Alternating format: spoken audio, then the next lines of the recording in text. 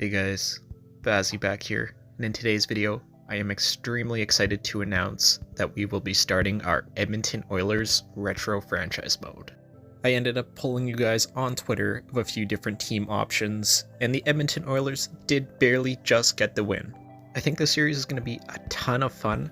Obviously, this is the year in the lead up to the draft for Connor McDavid. We have guys like Taylor Hall, Jordan Eberle, Nail Yakupov, and so many more on this team. Obviously, the Oilers of this era did not have a ton of success, but we're going to try and turn that around for them. So I am just going to say right now, don't expect any crazy simulation from this episode. This is going to be merely just an introduction, just to see what the roster is looking like and see what we have to work with. So looking in the system, I don't see anything too crazy that's standing out here. Tyler Picklick, he was a good prospect at one point.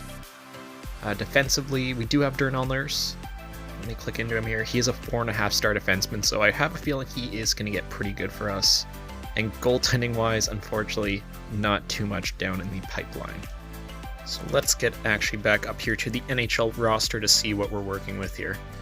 So first line, we have Taylor Hall, Nugent Hopkins, and Jordan Eberle. Second line of Yakupov, who is 4.5 red star in this game. Definitely need to make him a player with Gordon and Perron. Jones, Hendricks, Purcell is the fourth line. And Yuensu, Acton, and Pouliot is your current fourth line. Defensively is Petrie and Schultz, Ference and Nikitin, and Larson and Fane. And in the net for the Oilers, we have Victor Fosk and Ben Scrivens. Definitely some names that I haven't heard in quite a long time, to say the least. So I am curious that we are in NHL 15 here. We should, in theory, have Leon Draisaitl as he was drafted the year before. Take a look at all our trade values here, and I do see Leon there. Doesn't have a crazy amount of value as he is only a 4-star prospect in this game. Obviously, as we know, he would get quite a bit better from this current situation. Rookie goalies, Tyler Bunz is our best goalie. It's not great. Top player rookie skaters, Nurse, Draisaitl, Clefbaum. Aside from that, we are looking pretty bare. But yeah, aside from that, let us go into free agency here, see what players are available. I don't think we have a ton of cap space, unfortunately, at the moment. If anything, I would kind of be looking for a second line center, as I don't love Gordon as a grinder being that second line center. Who do we have here? Woltek Wolski, Saka Koivu, that actually kind of interests me. He is 39 in this game. DiPietro, Michael Layden.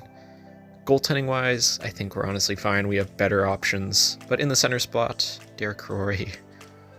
Koivu seems to be not too bad, just like a league min contract, 1 year, $550K. Now I'll make him the offer. If he joins us, great. I don't even know if we have the roster spots, but send him out that offer.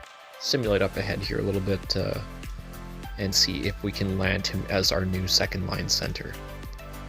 Looking just around the hub here, I don't see anything too crazy. Still kind of getting used to franchise mode here, as it's been quite a while since I played these older games. As it looks like the owner is looking for at least 35 wins out of us this year. With this roster, it's hard to say. We have some pretty good top-end talent, but not sure if the depth scoring is going to be there for us. Obviously, in the real world, the Oilers did win that first overall pick, which we will get back to here shortly. Sim up a couple more days here, see if we can get Saka Koivu signed up as we get our rookie GM status. And Saka Koivu, extremely happy to accept the offer. Let us pencil him in currently as our second line center and just kind of move everybody else down, I think. For the most part. We also have Arcabello down there. I don't mind him as a player. Koivu definitely is a little bit better for sure, though. And who can we send down? Let's just send down Acton. Only a 72 overall. And Koivu, closer to the trade deadline, can be a guy that we can maybe get a late round pick for. Again, I don't really know how the trade values and all that stuff work in this game. It's been a little while. But if we get him playing good, maybe we can ship him out for something down the road. So I don't mind him playing with Yakupov, Perron. Looking at, I think I want to move Pouliot up, being the sniper, to that third line. Playing with the playmaker Purcell. Other than that, I think this roster is more or less set for opening night. But yeah, we might need to also clear some cap space here, as I see we only have $185,000 available. Definitely not great. I know we have a couple of contracts that aren't great for sure. While we're here, let's look at the Scouting Central, see who's available. Nicholas Meloche, first overall pick apparently, and there's our guy, Connor McDavid. This is the guy that, yeah, we definitely want no matter what. I don't know if we're going to be able to land him here in EA land, or if that's something we'll be able to do. Hey, Tegan Sack, sure. Guy was actually a goalie coach of mine many years ago. They got the wrong picture of him in game 2. It's funny to see. But yeah, Connor McDavid is the end goal. He is who we want to add to the squad by any means necessary. Let's go through the rest of the preseason here, and we'll get it all set up for the following episode where we will start the season simulation.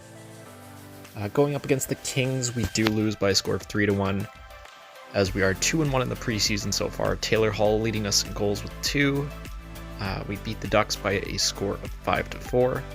I love having the stats just there on the right. I really wish we could get some view like this in modern games, but as we go 2-3 so far in the preseason, I believe we have one more game up against the Vancouver Canucks. See if we can beat them, and we do. So we finish 500 in the preseason with a record of 3-3. The owner is not expecting us to make playoffs, which is probably a good thing, as we're going to likely end up tanking and trying to get that first overall pick.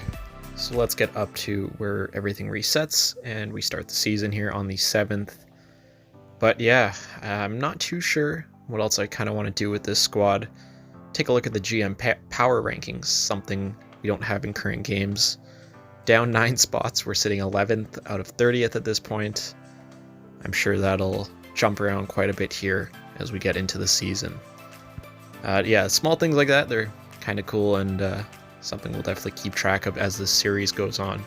But yeah, I think for the most part, that is going to do it for this very first introductory video to my NHL 15 Edmonton Oilers franchise mode.